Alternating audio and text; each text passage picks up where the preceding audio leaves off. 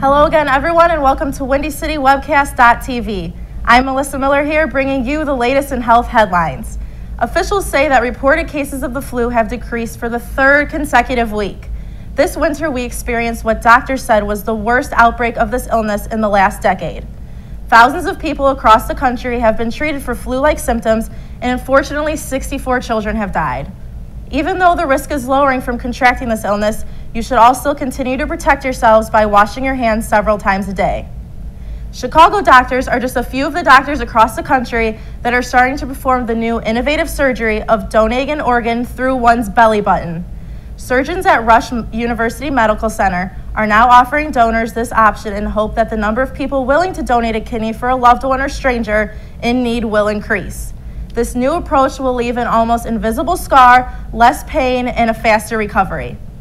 A new study reveals that 500,000 American lives could be easily saved if people started to eat only a fraction of a teaspoon less of salt every day. Just cutting back on a little bit of your daily salt intake would drastically decrease your risk of having high blood pressure and heart disease.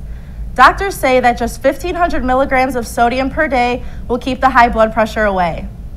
According to a study from Boston University, alcohol is responsible for 4% of all cancer deaths, which is equivalent to 20,000 people.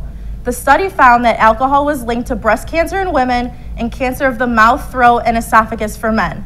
Reducing your alcohol consumption reduces this risk. In other health news, the FDA approved the first ever implantable device that will treat retinitis pigmentosa, a rare genetic eye disease that leads to blindness.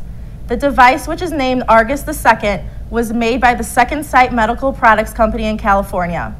The device, which also includes a video processing unit and an implanted artificial retina, is intended for people 25 years or older with little or no perception in both eyes.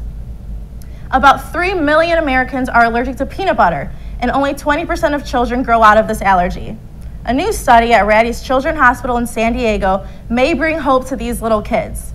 The study is giving participants a skin patch with little amounts of peanut in hope of desensitizing children who have the allergy.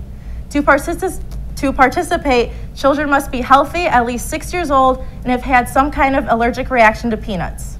Well, that's all for today's health updates. I'm Melissa Miller, and make sure to log on again next week to WindyCityWebcast.tv.